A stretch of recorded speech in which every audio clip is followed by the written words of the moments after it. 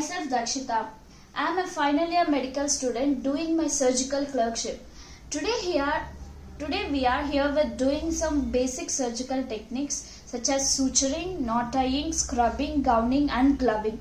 These techniques are very important for any surgical team or resident in the surgical field or in OR. This is also very important in emergency room. Now we'll be going with knot tying. There are two techniques in knot tying.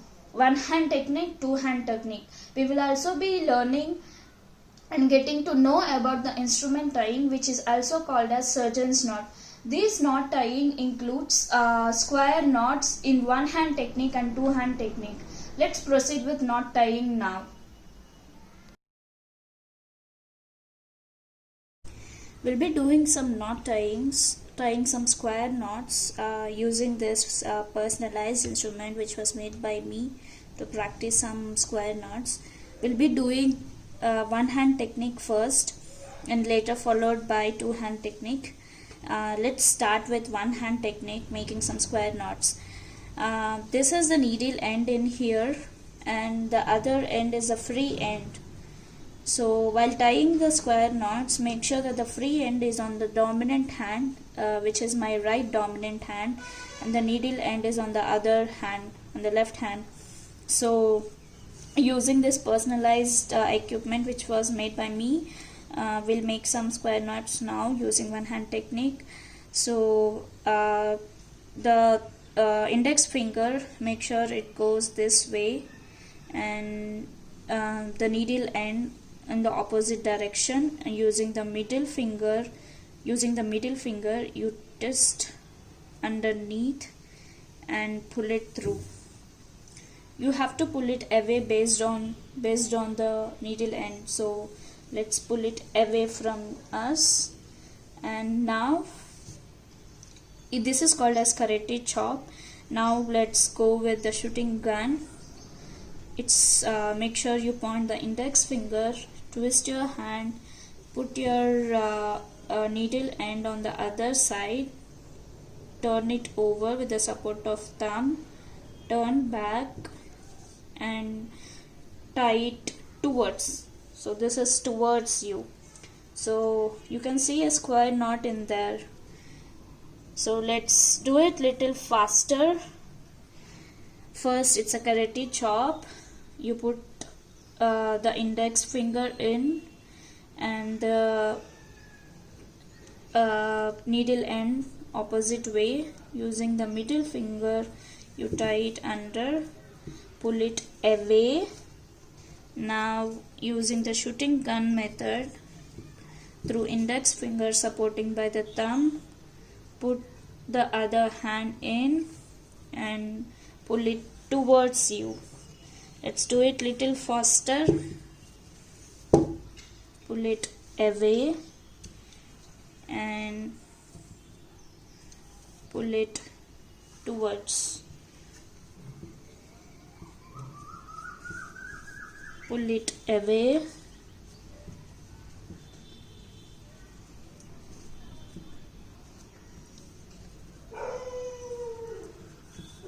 Pull it towards. Let's do it little faster now. Pull it away and pull it towards. So you can see the square knots which are useful in holding chest tubes when the patient is having chest tube insertion to secure it, or in any other insertions or in any other surgical fields or in OR. So this is how the one hand technique, making some square knots. Let's now do some square knots using two hand method. In two hand method it's just the same. You can either tie it with your right hand or the left hand. Make sure the needle end is on the other hand, non-dominant, and the free end is on the dominant hand. This I called as shooting fingers. So this is kind of little weird compared to the one hand technique, where you will be using two of your hands, so it's called as two hand technique. So in here, in the shooting guns, you make sure the index finger internally rotates and the needle end goes over, pinch the finger, turn inside, pinch the string, turn outside, and its index finger, so pull it away from you. Now it's thumb. In thumb, you have to externally rotate like this. Place the string, pinch the finger, turn over, pinch the string, turn over, and pull it downwards. So in index, just carefully say it, in index finger you internally rotate, put the string, pinch the finger, turn over, pinch the string, turn over, and pull it upwards. In thumb, it's externally rotate, place over the string, pinch the finger, place over, pinch the string, drape it inside, and you put it towards downwards. So this is upwards for the index finger, the downwards for the thumb. Let's do it little faster. Internally rotates, place the string, pinch the finger, turn over, pinch the string of the needle end, and pull it upwards. For the thumb, you have to externally rotate, place the string, pinch the finger, place over, pinch the string, take it over the loop and pull it downwards. So you can see some square knots, the square knots in here. Let's do it little faster now. Internally rotates with the index finger, place over, pinch the finger, place the knot, and pull it upwards. For the thumb, externally rotate, place the rope, pinch the finger, pinch the rope, put it inside, and place it downwards.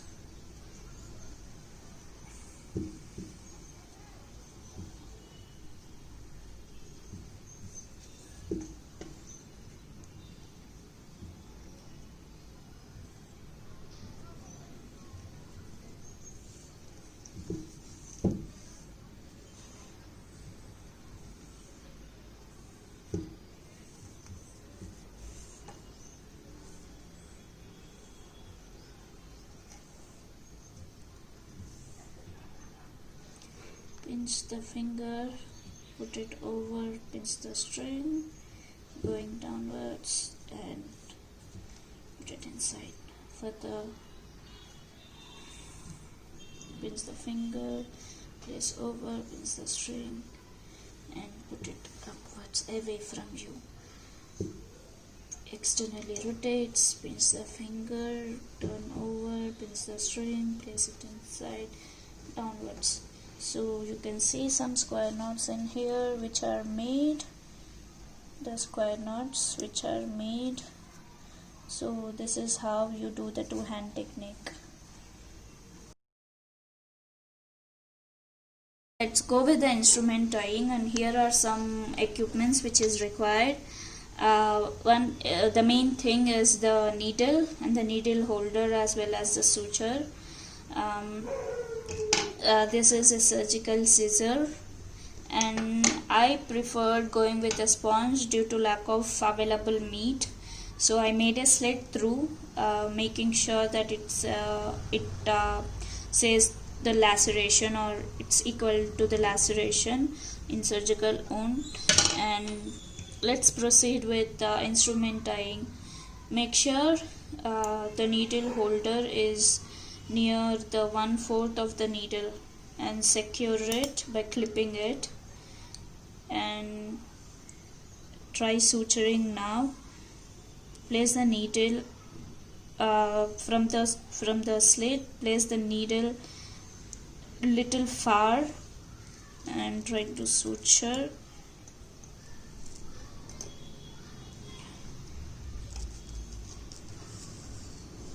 Then I prefer having a smaller end, and now make sure the suture goes above the needle driver. It's not below, it's above the needle driver.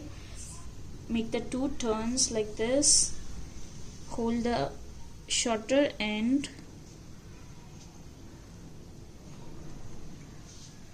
hold the shorter end and pull it towards and secure it. Then it's only once, it's above,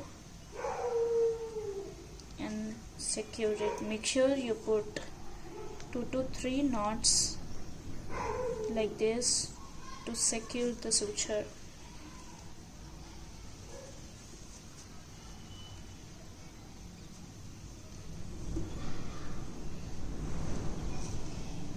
So this is how the instrument tying is.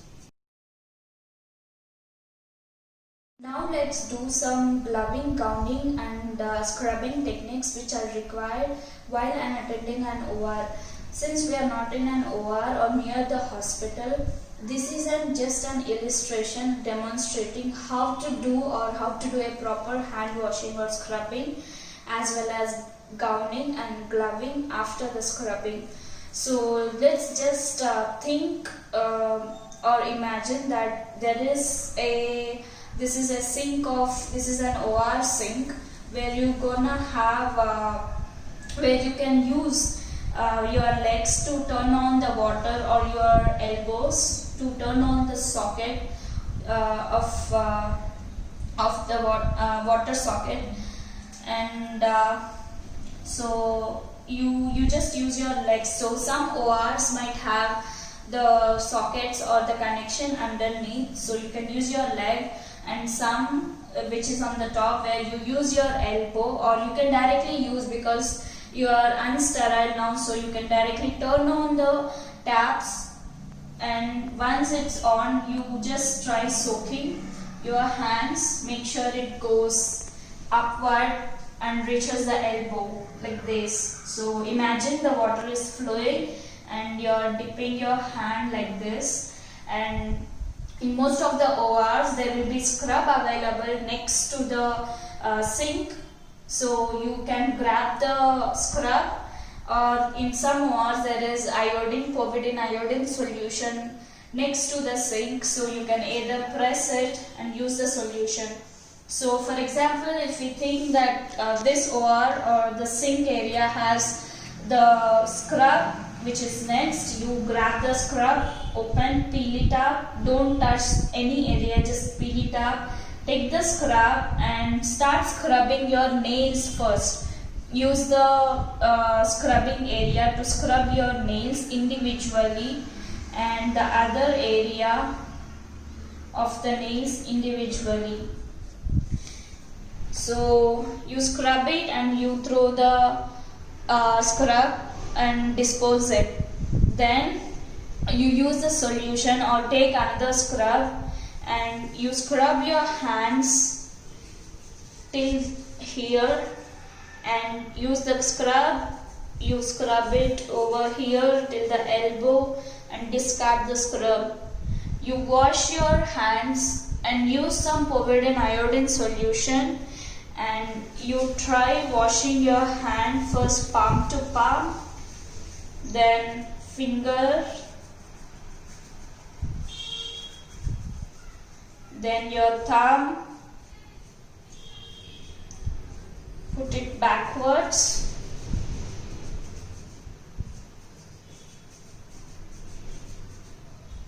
and you can wash it. Make sure you wash it in this way so that the water flows down the elbow.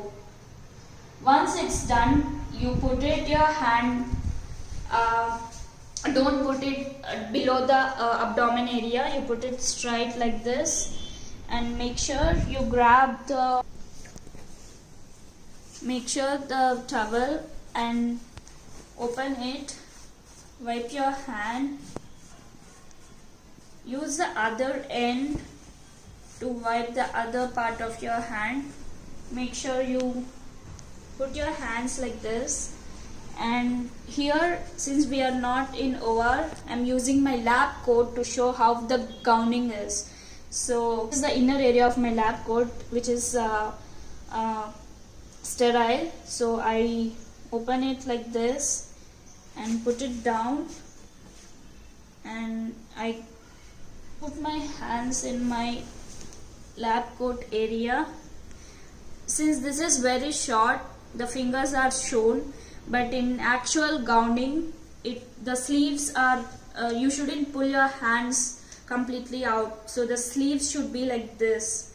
You shouldn't pull it out completely. And make sure you open and place this ready. This is the sterile part of the gloves. You open it. Since this is lab coat, I'm trying to adjust. So you grab the inside area because that's the sterile, and you put it over.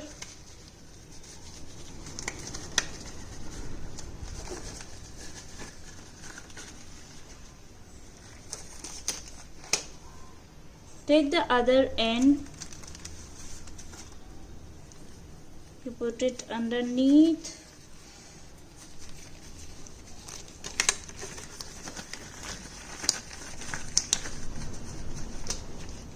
Now I can adjust because this is the sterile area. So I'll be adjusting my gloves with my both hands. So do not touch the area inside. This is how the gloving and the gowning is done. I'm so sorry because I don't have a OR gown and I'm using my lab coat instead. So if you are using an OR gown, the nurse or the one who can assist you will be able to tie the things at your back to secure it in place. Here we come again with the suturing. We'll be doing some basic suturings like simple interrupted, vertical matrix and the horizontal matrix. So let's go with the equipment we have here first. We are not able to get any animal meat or any appropriate thing, so I preferred using a sponge with a slit exactly like laceration. And here we have the forceps. I don't have exact the surgical forceps, so I'll be using the forceps from my dissection box, animal dissection box. And this is the exact needle holder with a needle and the suture, and this is a surgical scissor. So let's start doing the simple interrupted suture. Simple interrupted suture, make sure that you place near 1/4 of the needle and secure it with clamping. Then this is the laceration, so you started little far from it and insert it in. You pull the needle out,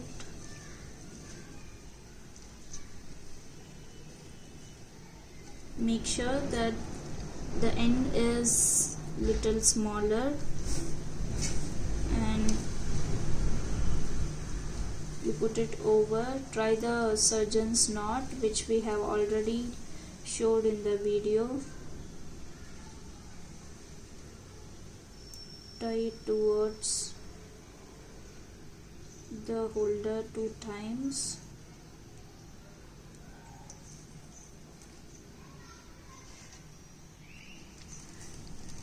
And pull the shorter end like this, which is away, and do it.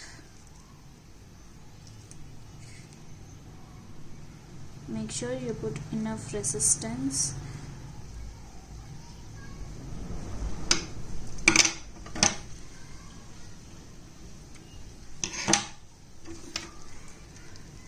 do this until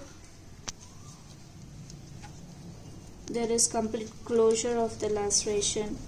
So let's do few more suturings of simple interrupted.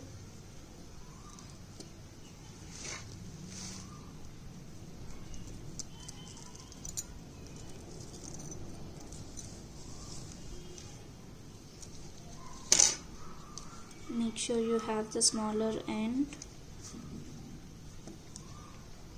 2 times. 1, 2.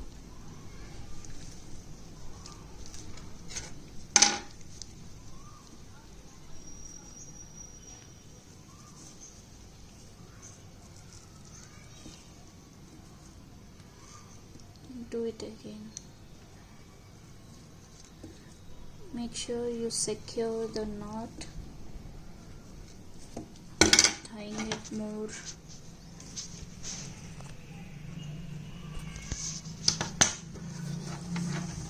One last time.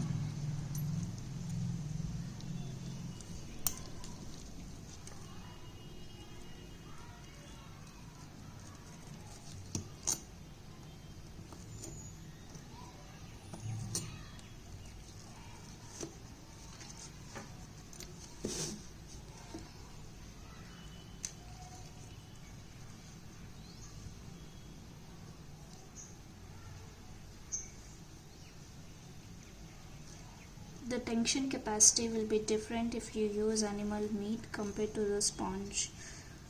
Since there's no availability, we are using a sponge in here to practice, but this is the steps you follow.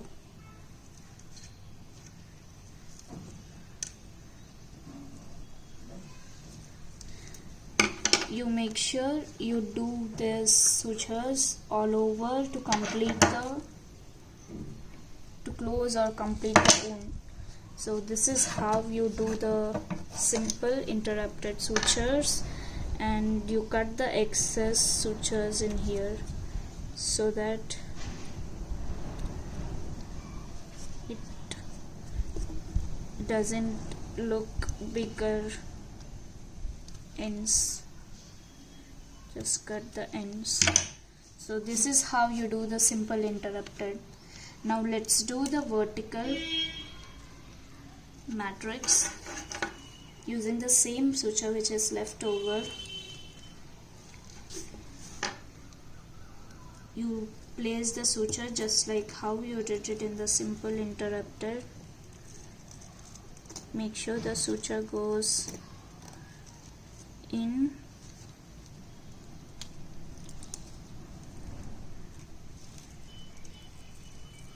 Exactly, and make sure you have this shorter end, but in vertical you have to put it back again.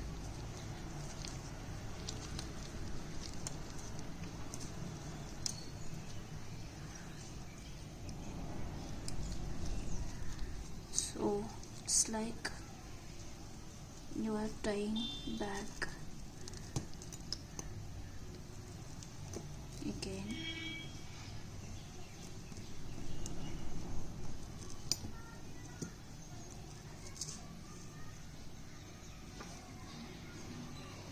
And now using the roll it over twice and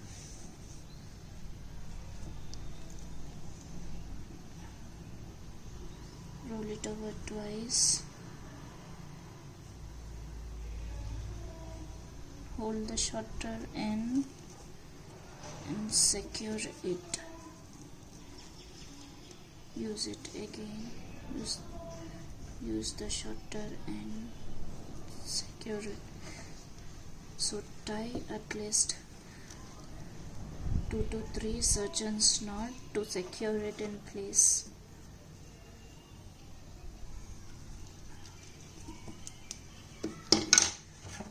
This is how the vertical matrix is done. So you can just see that it's kind of closed. It's kind of slightly closed, but if you just tie it in between, it stays stronger. So you can do the vertical matrix in the same way on the other side.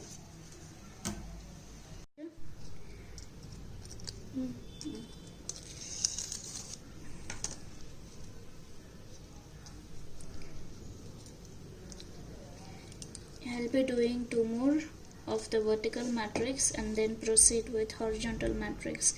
So the vertical matrix, make sure you hold the suture and clamp it while inserting into the skin or subcutaneous of the laceration.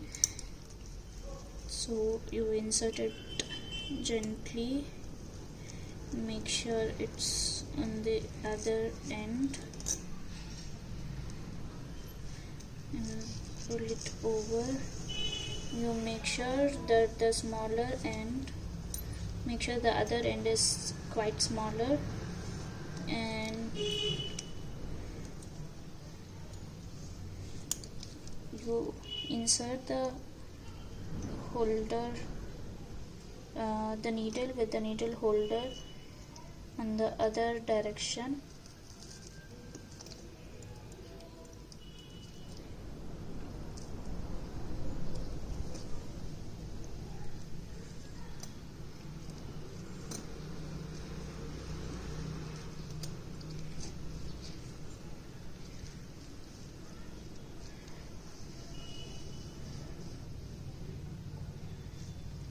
And now you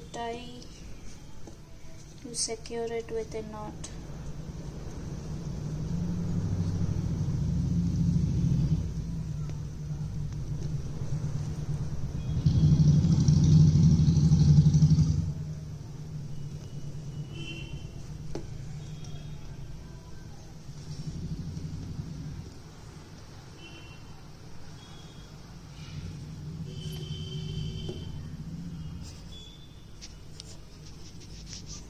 It with the surgeon's knot.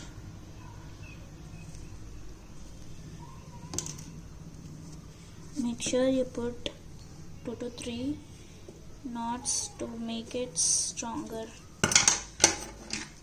You can cut the suture later. That is how the vertical matrix is stayed. Now let's proceed with the horizontal matrix. It's called vertical because the sutures are in vertical. Horizontal matrix suture. In horizontal matrix suture, the sutures comes in a horizontal way, so it's the reason why it's called as horizontal matrix suture. So make sure your needle and the needle holder is in grip. So insert the needle gently. Make sure it comes on the other end.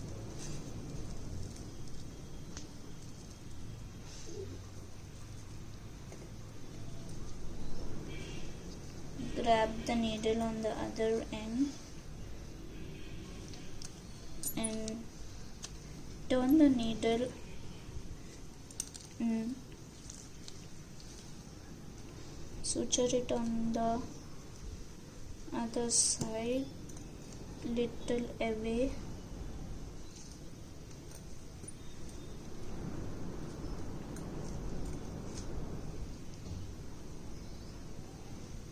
Okay, so you can see it's in a horizontal way. Now do the surgeon knot. 1, 2, pull the string. Do it again.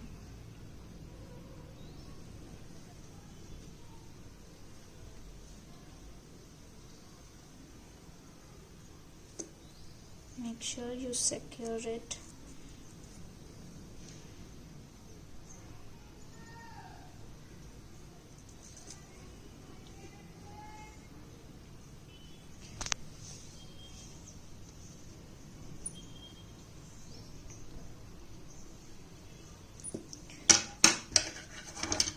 Then you cut the suture.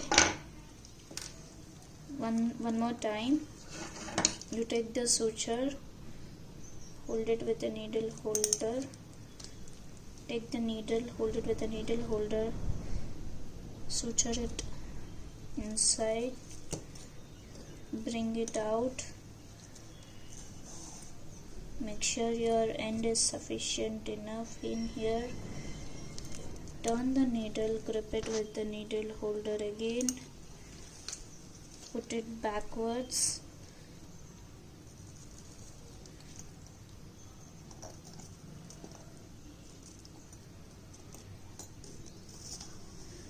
so you make it in a horizontal pattern over there.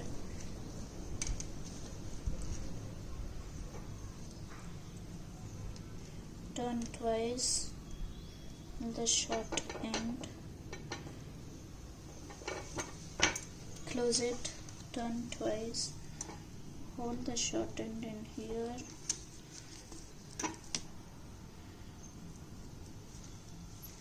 secure it again,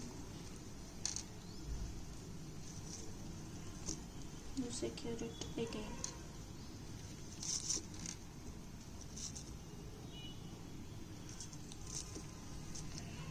Do it one last time to make sure it's in place. Now you can cut the suture. This is how the suturing is done. So these are the simple interrupter.